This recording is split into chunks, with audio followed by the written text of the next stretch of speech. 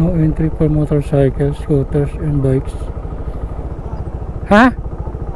Bila? Kabila? May daan ba dito? Kabila? Saan dadaan? Saan ang daan dito, Paps? Ngayon na lang ulit ako na daan, dyan lang.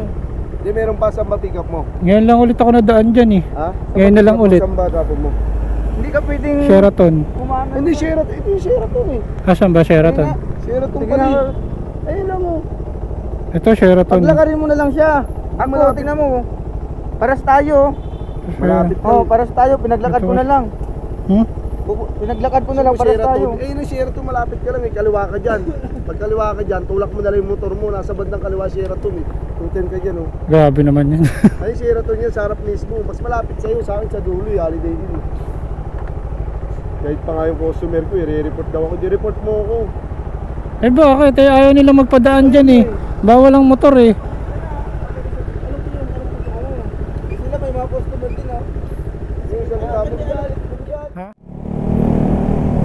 Dito pala guys, dito sa Newport. Ngayon na lang kasi ako uli na gawi rito. Nag-deliver kasi tayo dito sa may Sheraton. Bawal na pala motor dito. Ayan no, motor, no entry, scooter and ride, e-bikes.